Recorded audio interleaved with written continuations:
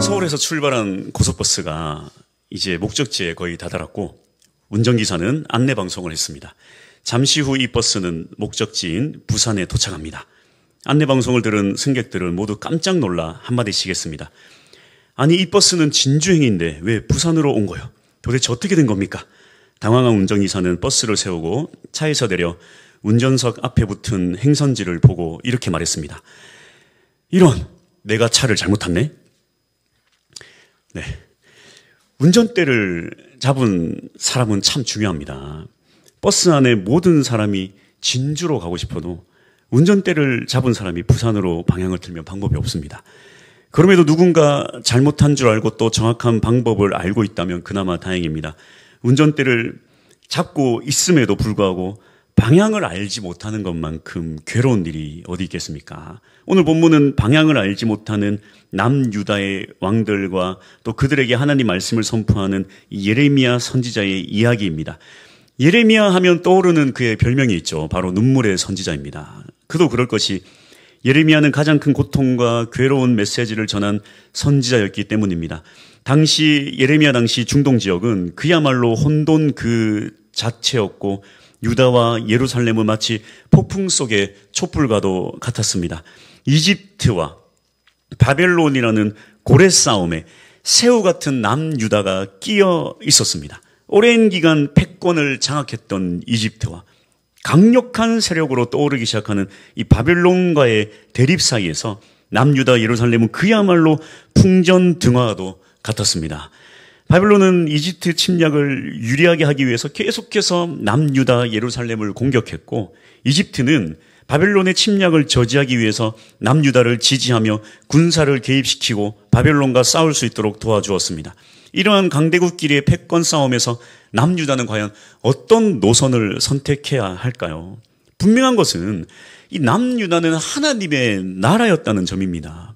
그래서 당시 왕이었던 여호야김과 시드기야 왕은 하나님이 이 나라를 지켜줄 것이다 굳게 믿으면서 이집트와 동맹을 맺으려 하였습니다. 이게 맞는 거 아닙니까? 하나님의 나라니까 당연히 지켜야죠. 하나님께서 보호해 주셔야죠. 그래서 이 나라를 공격하는 바벨론과 대항해서 싸워야죠. 그러나 하나님의 뜻은 전혀 다른 데 있었습니다. 예레미야 27장 8절 여호와의 말씀이니라 바벨론의 왕 느부갓네살을 섬기지 아니하며 그 목으로 바벨론의 왕의 멍에를 매지 아니하는 백성과 나라는 내가 그들이 멸망하기까지 칼과 기근과 전염병으로 그 민족을 벌하리라. 하나님의 나라인데 하나님 뭐라고 하십니까? 바벨론의 왕 느부갓네살에게 항복하고 그를 섬기지 아니하면 멸망할 것이다. 예레미야 42장 19절 유다의 남은 자들아 여호와께서 너희를 두고 하신 말씀에 너희는 애굽으로 가지 말라 하셨고 나도 오늘 너희에게 경고한 것을 너희는 분명히 알라. 22절 너희가 가서 머물려고 하는 곳에서 칼과 기근과 전염병에 죽을 줄 분명히 알지니라. 이게 말이 됩니까? 하나님의 선지자로서 당연히 하나님의 나라는 하나님이 지켜줄 것입니다. 세상 나라와 싸워서 이깁시다. 이렇게 해야 되지 않겠습니까? 그러나 예레미야는 이렇게 선포합니다. 하나님 나라 예루살렘은 바벨론에 의해 망할 것이다. 그래서 바벨론에게 항복하라. 그리하며 살 것이다. 이집트를 의지하지 말라. 이집트가 너희를 지켜줄 거라 생각하지 말라. 이집트는 이 나라를 지켜주지 않는다. 너희는 분명히 망할 것이다. 항복하는 자들만이 살 것이다. 결국 예레미야는 많은 고난을 당합니다. 제사장 바스훌은 예레미야를 때리고 목에 고랑을 채워버립니다. 그럼에도 계속 같은 말을 하자 감옥에 갇히기도 하고 많은 사람들과 왕에게 비웃음과 조롱거리가 되었습니다. 예레미야 20장 7절 여호와여 주께서 나를 권유하심으로 내가 그 권유를 받았사오며 주께서 나보다 강하사 이기셨으므로 내가 조롱거리가 되니 사람마다 정일토록 나를 조롱하나이다. 그는 조롱과 멸시에 큰 고통을 받았고 더 나아가 자신의 태어남까지도 저주하였습니다. 18절 어찌하여 내가 태에서 나와서 고생과 슬픔을 보며 나의 날을 부끄러움으로 보내는고 하니라. 이토록 큰 고통과 슬픔으로 괴로워한 예레미야에게 하나님 왜 이런 말도 안 되는 예언을 선포하라고 하였을까요? 도대체 애굽을 의지하지 말라는 이유는 무엇일까요? 그리고 바벨론에게 항복하라는 뜻은 무엇일까요? 첫 번째로 우리가 볼 것은 왜 하나님은 애굽을 의지하지 말라고 하였을까 하는 것입니다. 사실 하나님은 이집트뿐만 아니라 하나님의 사람들이 하나님을 의지하지 않고 사람을 의지하는 것 자체를 미워하십니다. 예레미야 17장 5절 여호와께서 이와 같이 말씀하시니라 무릇 사람을 믿으며 육신으로 그의 힘을 삼고 마음이 여호와에게서 떠난 그 사람은 저주를 받을 것이라. 애굽은 어떤 나라입니까? 출애굽 이후부터 줄곧 이스라엘 백성들은 광야에서 애굽을 마음으로 의지하고 또 그리워하지 않았습니까? 그 결과가 무엇입니까? 광야에서 결국에 금송아지를 만드는 그런 사건이 아주 대표적입니다. 이 송아지는 이집트의 대표적인 우상으로서 이집트의 풍요를 상징하기 때문입니다. 이후에 이 북이스라엘이 남유다보다 더 일찍 심판을 받은 이유도 이것입니다. 바로 여로보암을 통해서 이집트의 우상인 금송아지를 숭배했기 때문입니다. 이것은 비단 북이스라엘뿐만 아니라 남유다도 항상 애굽을 그리워하고 의지했습니다. 그래서 예레미야보다 대략 100년 전에 활동했던 이사야 선지자도 이 남유다가 이집트를 의지하는 것에 대해 아주 강한 어조로 경고하였습니다. 이사야 31장 1절 도움을 구하러 애굽으로 내려가는 자들은 화 있을진저 그들은 말을 의지하며 병거의 많음과 마병의 힘이 강함을 의지하고 이스라엘의 거룩하신 이를 앙무하지 아니하며 여호와를 구하지 아니하나니. 애굽을 의지하는 자들은 화가 있다. 애굽을 의지한다는 것, 사람을 의지한다는 것은 결국에 여호와 하나님을 의지하지도 않고 앙무하지도 않고 여호와를 구하지도 않는 것이다. 우리는 사람을 의지해서는 안 됩니다. 하나님의 백성이라면 하나님을 의지해야 합니다. 그렇다면 여기서 궁금증이 생기죠. 아니 하나님은 애굽을 의지하지 말라고 하면서 아니 어째서 바벨론에게는 항복을 하라고 하시는가? 도대체 왜 바벨론인가? 하나님은 이 하나님의 도성인 예루살렘을 버리고 갈대아인 즉 이 바벨론에게 항복하라고 하시는데요. 예레미야 21장 9절 이 성읍에 사는 자는 칼과 기근과 전염병에 죽으려니와 너희로 애워싼 갈대아인에게 나아가서 항복하는 자는 살 것이나 그의 목숨은 전리품같이 되리라. 도대체 바벨론이 무엇이기에 하나님의 도성인 예루살렘까지 버리고 항복하라고 말씀하실까요? 바벨론의 선에서일까요? 하나님은 이 바벨론을 새로운 하나님의 나라로 세우기 위해서였을까요? 그렇지 않습니다. 하나님은 결국에 이 바벨론도 심판하실 것입니다. 예레미야 50장 31절 주 만군의 여호와의 말씀이니라. 교만한 자여 보라 내가 너를 대적하나니 너의 날 곧 내가 너를 벌할 때가 이르렀음이라. 하나님은 이 바벨론이 애굽보다 선에서 그들에게 항복하라고 하신 것이 아닙니다. 하나님은 이 바벨론을 이 남유다의 심판의 도구로 사용하셨지만 결국에 그들의 교만과 잔인함으로 하나님은 이 바벨론도 멸망시키셨습니다. 그뿐 아니죠. 오히려 바벨론은 이 남유다를 멸망시킨 나라로서 영적인 의미로는 하나님을 대적하는 악의 세력의 상징이 되었습니다. 요한계시록 18장 2절 힘찬 음성으로 외쳐 이르되 무너졌도다 무너졌도다 큰 성 바벨론이여 귀신의 처소와 각종 더러운 영이 모이는 곳과 각종 더럽고 가증한 새들이 모이는 곳이 되었도다. 이뿐 아닙니다. 베드로는 교회를 핍박하는 이 세상 권세를 향해 바벨론이다라고 칭합니다. 베드로전서 5장 13절 택하심을 함께 받은 바벨론에 있는 교회가 너희에게 무난하고 내 아들 마가도 그리하느니라. 이집트는 악하고 바벨론은 선한가? 아닙니다. 바벨론도 이집트와 같이 악할 뿐더러 포로기 이후로는 오히려 이집트를 대체해서 하나님을 대적하는 상징으로 묘사됩니다. 그렇다면 오늘 말씀 속에 있는 하나님의 진짜 숨은 뜻은 무엇일까요? 하나님의 관심은 오직 교회에 있다는 것입니다. 하나님의 나라에 있다는 것입니다. 그래서 오늘 본문 속에서 이 하나님의 뜻을 찾기 위해선 이집트에게 집중할 필요도 없고 바벨론에게 집중할 필요도 없습니다. 하나님의 관심은 그들이 아니에요. 하나님의 관심은 오로지 하나님의 백성의 거룩과 순종에 있다는 것입니다. 하나님은 이 바벨론에게 항복하라고 하시면서도 애타게 자신의 백성들에게 하나님 계속 외치시는 말씀이 있어요. 예레미야 25장 4절 그러므로 여호와께서 그의 모든 종 선지자를 너희에게 끊임없이 보내셨으나 너희가 순종하지 아니하였으며 귀를 기울여 듣지도 아니하였도다. 너희를 살리려고 계속해서 선지자를 보냈지만 너희는 순종하지 않았고 그 말도 듣지 않았다. 5절 그가 이르시기를 너희는 각자의 악한 길과 악행을 버리고 돌아오라. 그리하면 나 여호와가 너희와 너희 조상들에게 영원부터 영원까지 준 그 땅에 살리라.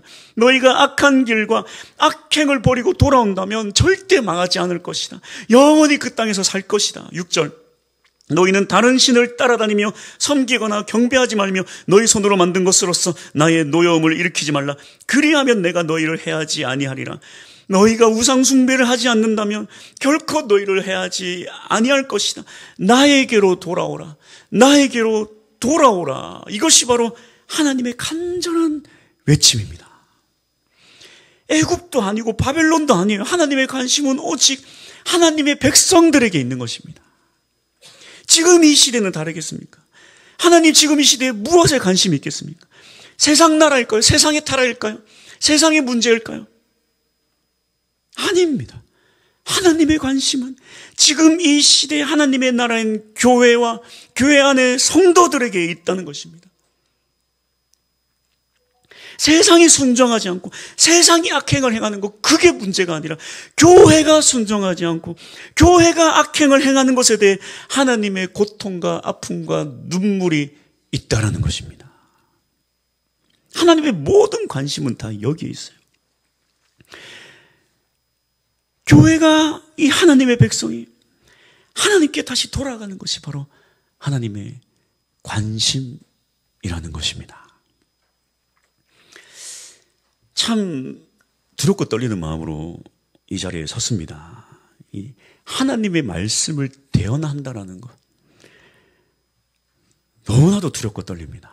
혹 하나님의 말씀이 제대로 전하지 못했거나 거기에 중간에 어떠한 짧은 지식이나 어떤 욕망이 개입되었거나 그렇다면 이 얼마나 큰 문제인가. 차라리 설교를 하지 않는 게, 목사가 되지 않는 게 더 유익한 게 아닌가. 그러한 공포와 두려움이 있습니다.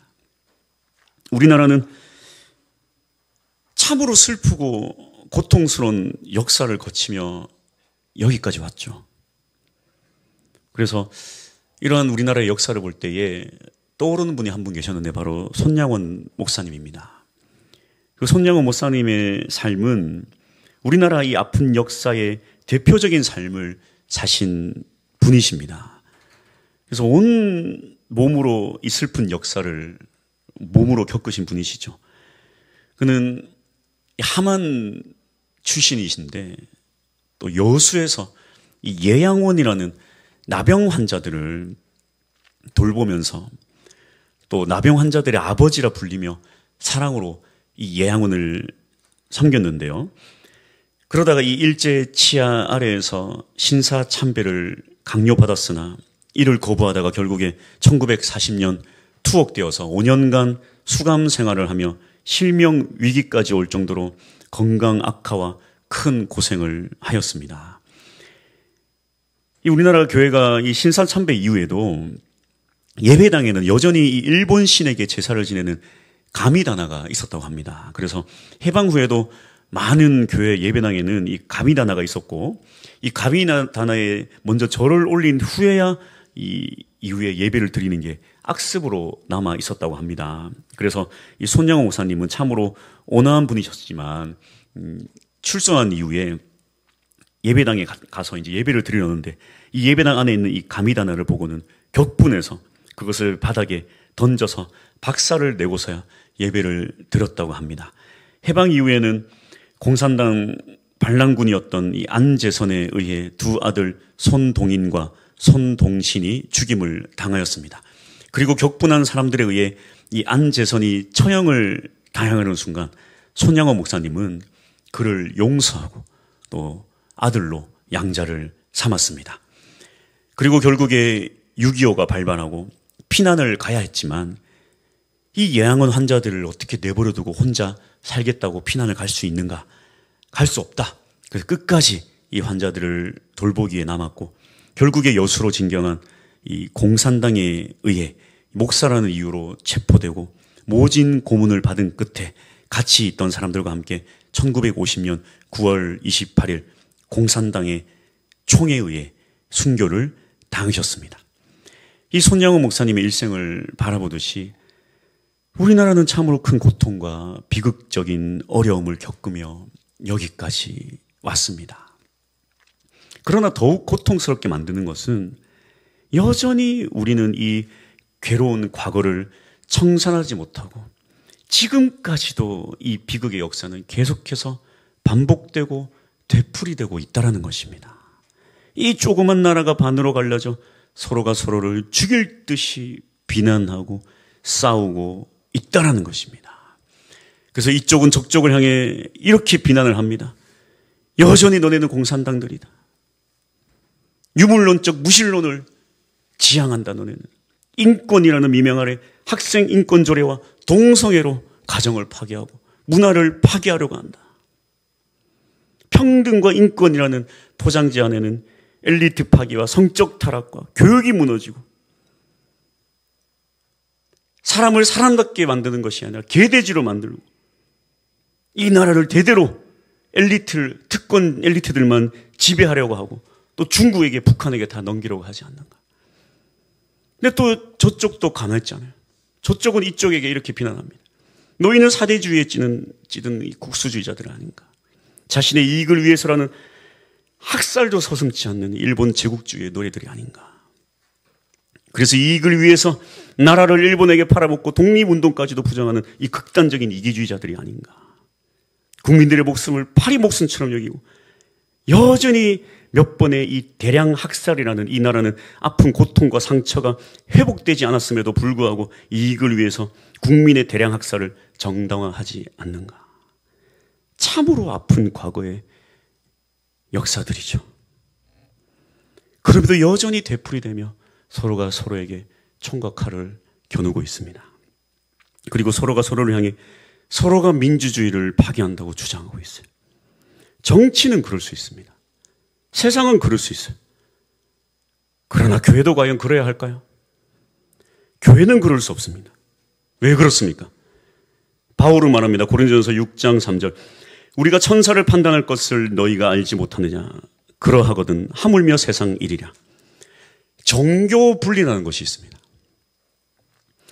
정치와 교회를 분리하자는 의미입니다.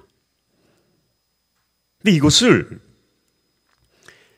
거의 대부분의 사람들이 어떻게 이해를 하고 있냐면 교회는 정치에 신경 쓰지 말자라는 말로 이해하고 있다는 거예요. 정치가 뭘 하든 교회는 그것을 신경 쓰지 말고 신앙생활이나 잘하자 이렇게 이해를 하고 있다는 것입니다. 이게 지금 완전 잘못 알고 있는 거예요.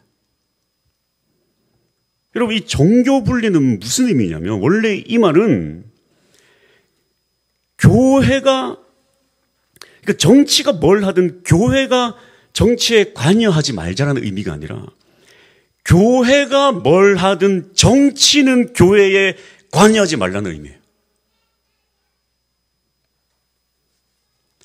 교회가 교회로서 하나님의 말씀을 잣대로 어떠한 선포를 하든지 말씀을 잣대로 선포를 하면 정치가 그것에 대해 개입하지 말라는 것입니다. 원래. 정치가 나서서 교회를 탄압하지 말라는 거예요. 그런 말 하라 하지 마라 하지 말라는 게 바로 이 진짜 종교 분리입니다. 이게 거꾸로 되니까 계속 말씀이 정치 밑으로 들어가는 거예요. 교회가 계속 정치 속으로 들어가는 것입니다. 말씀은 정치 위에 있어야 되고 교회는 정치 위에서 판단해야 합니다. 이게 원래 하나님의 나라를 다스리는 방법이에요. 왕이 있었지만 왕 위에 선지자가 있었습니다. 다윗이 선한 왕입니까? 악한 왕입니까? 선한 왕 아닙니까? 근데 나단 선지자가 어떻게 했습니까? 그에게 가서 뭐라고 했습니까? 당신이 양을 많이 가진 자로서 양 한 마리 있는 그 한 마리 키우는 양을 뺏었도다. 그게 당신이다. 이게 바로 정치 위에 선 교회와 말씀의 올바른 사역이에요. 히스기야 선지자가 선한 왕입니까?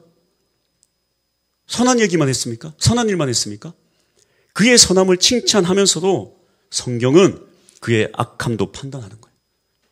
이게 바로 세상 정치와 세상 가치관 위에 선 말씀과 교회의 역할이라는 것입니다. 타락이 언제 시작된 줄 아세요? 말씀과 교회가 세상 정치와 세상 가치관 밑으로 들어가서 그들의 팬클럽을 형성하기 시작할 때 타락은 그때 시작되는 거예요. 교회는 아무리 선한 사람이라도 그 사람이 악을 행하면 거기에 대해서 판단하고 선포할 수 있어야 되는 거예요. 어디 정치가 감히 교회 말씀 선포에 끼어든단 말입니까? 이게 바로 사실 정교 분리입니다. 한국교회 이게 안 돼요. 이게 안 됩니다. 팬클럽들이 많아서 안 돼요. 불가능해요.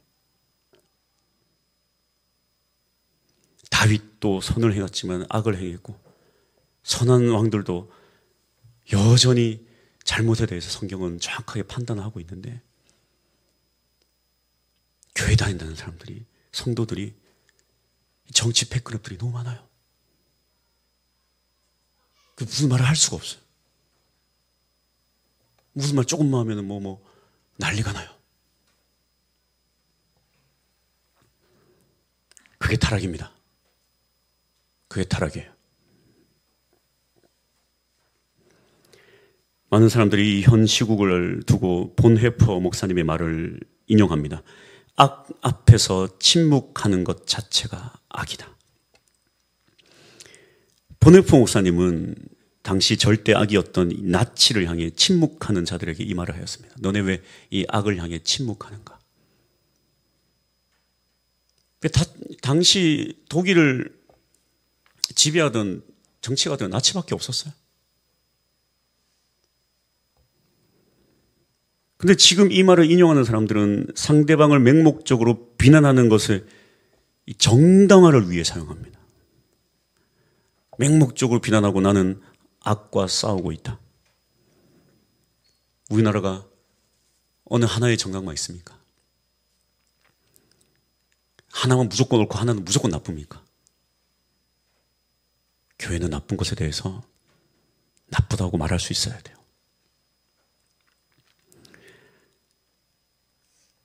그래서 교회는, 성도는 상대편에 대해서는 맹목적으로 헐뜯고 비난하고 온갖 가짜 루머까지도 다 맞다 여기면서 내 편에 대한 잘못과 내 편에 대한 문제는 귀 닫고 입 닫고 아무 말도 하지 않고 무조건 편들고 침묵하는 것. 이게 악이죠.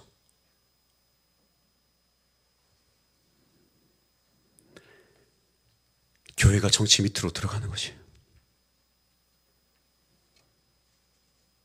교회가 세상 가치관 밑으로 들어가는 것입니다.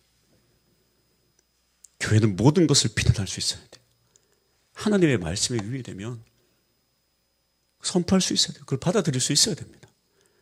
다윗의 팬클럽이 없었겠습니까? 그러나 나단 선지자가 선포하는 거예요. 그 선포했다고 당장 가서 목 자르면 그게 정의입니까? 본헤퍼 목사님의 말씀을 하나 더 인용합니다. 값싼 은혜가 있다. 바로 스스로에게 베푸는 은혜다. 이 시대 가장 큰 비극이자 악 중의 악은 바로 값싼 은혜라는 악입니다. 우리나라에 아주 만연하게 일어나고 있는 문제죠. 이 값싼 은혜가 뭡니까? 남은 죽으라고 헐뜯으면서 자기 자신에게는 매우 관대한 스스로에게만 베푸는 은혜, 값싼 은혜입니다. 한 여배우가 안타깝게 세상을 떠났습니다. 아주 어릴 때 찍은 영화가 크게 성공했지만 또 철없던 20대 시절 음주운전으로 파문을 일으켰습니다. 온라인의 댓글, 세상은 온통 그녀에 대한 비난과 저주로 가득했습니다. 마치 자신들은 젊고 어린 시절에 실수 한 번 안 하고 살아왔던 것처럼 아주 원색적으로 비난했습니다. 더 이상 기댈 곳이 없던 그녀는 결국 스스로 목숨을 끊었고, 이제 많은 사람들은 또 누구를 비난하는가? 뭐 동료 연예인 누가 댓글로 위로를 했냐 안 했냐, 장례식장 가서 몇 분 있다가 갔냐, 저 사람은 울었냐 안 울었냐, 저 사람은 안 울었네. 비난, 비난, 비난, 비난, 비난. 값싼 은혜들이 자신에게는 매우 관대하면서 남은 죽든지 말든지 마음대로 헛들고 비난하는 이 값싼 은혜. 이 시대 교회의 가장 큰 비극이 아닙니까? 세상의 문제가 아니라 이 교회의 문제. 이 교회 안에서 이 값싼 은혜가 더욱 판을 칩니다. 자기 자신에게는 그렇게도 관대하면서 남을 헐뜯고 남을 죽이는 데는 혈안이 되어서 온라인상에서나 오프라인상에서나 그렇게 세상 사납고 잔인하기 그지없어요. 조금만 실수해도 용납하지 않아요. 서로가 서로를 비난하는데 조금도 서슴지 않습니다. 아주 어떤 목사가 이런 설교를 하고 어떤 목사가 저런 설교를 하면 자기가 그 설교에 동조가 안 되면 입에 거품을 물고 난리가 나요. 다들 신학 박사들이에요. 다들 신학 박사들. 다들 자기가 하나님이에요. 다들 자기가 절대선입니다. 아주 신학 박사들 나셨어요. 아주. 다 성경 천재들입니다. 아주. 용납도 없고 용서도 없어요. 사납기 그지없어요. 잔인하기 그지없습니다. 남을 난도질하는 데는 아주 서슴없어요. 말의 칼로 글의 칼로 상대방을 잔인하게 난도질하고 또 난도질하고 서로를 향해 온갖 악을 퍼붓고 퍼붓는 게 이 시대 교회 아닙니까? 너무 쉬워요. 남을 비난하는 거. 과연 자신에 대해서는 어떠한가? 값싼 은혜의 천지입니다. 하나님께서 결국 이 바벨론을 심판하신 이유를 보십시오. 시편 137편 8절에서 9절입니다. 멸망할 딸 바벨론아, 내가 우리에게 행한 대로 내게 갚는 자가 복이 있으리로다. 내 어린 것들을 바위에 메어치는 자는 복이 있으리로다. 바벨론, 너네가 행한 대로 갚는 자들은 복이 있을 것이다. 너네가 어떻게 했느냐? 얼마나 잔인하게 어린아이들을 바위에 맺혀 죽이고 얼마나 사람들을 씹고 잔인하게 너네들이 학살하고 죽였는가? 우리나라는 큰 아픔의 역사를 뛰어넘어 여기까지 왔습니다. 여전히 그래서 곳곳에 아픔과 괴로움이 그대로 녹아내려 있죠. 진짜 악한 자들은 그것을 악하게 이용한 자들이 진짜 악한 자들입니다. 교회가 해야 될 일은 무엇입니까?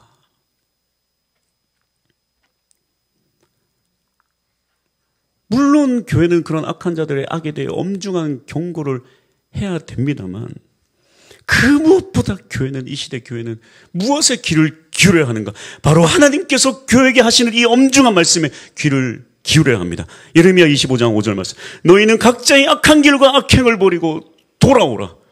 돌아오라. 하나님의 모든 관심은 사실 자신의 백성들이 먼저 주님께 돌아오는 것입니다. 교회 안에서 일어나고 있는 이 난무하고 있는 정죄와 판단과 잔인하기 짝이 없는 이 입술을 먼저 회개해야 됩니다. 하나님 앞에 더 서야 돼요. 엄중한 그분의 말씀 앞에 귀를 기울여야 합니다. 하나님의 관심은 교회가 먼저 회개하는 것입니다. 그리고 교회가 먼저 하나님의 선으로 돌아오는 것입니다. 그리고 교회가 먼저 하나님의 말씀 앞에 돌아오는 것입니다. 내 뜻에 하나님의 말씀을 끼워 넣는 것이 아니라 내가 하나님의 말씀 앞으로 나아가야 되는 거예요. 내 뜻을 관철하기 위해 말씀을 끼워 넣어서 그렇게 온 세상 정치와 세상 가치관에 그 밑에 속으로 들어가서 소리치고 싸우고 교회는 그 위에 서서 이 세상 앞에서 당당하게 외쳐야 될 텐데.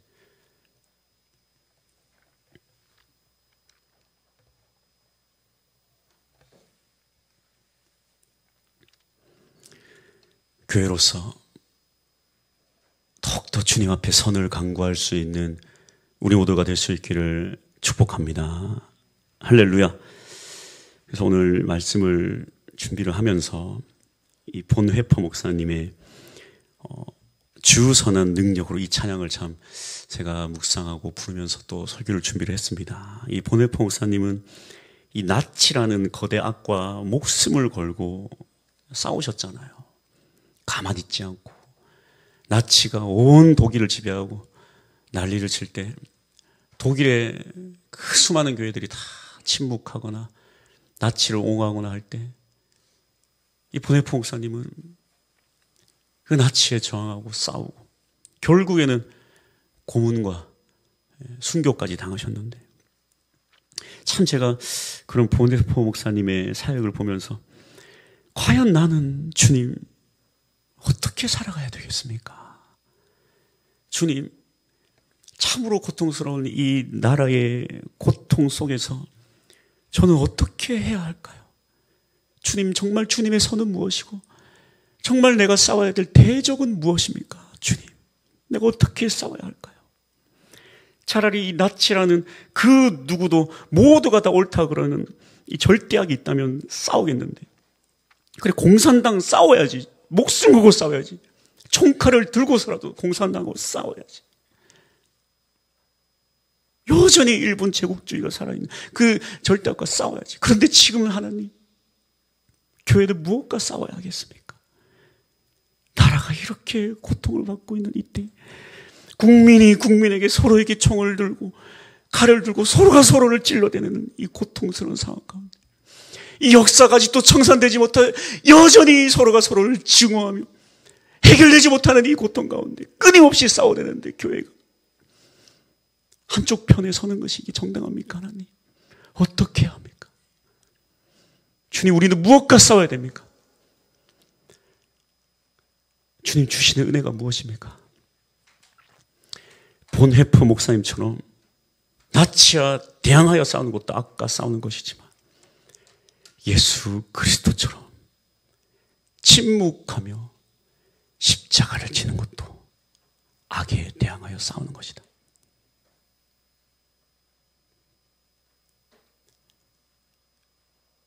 그렇게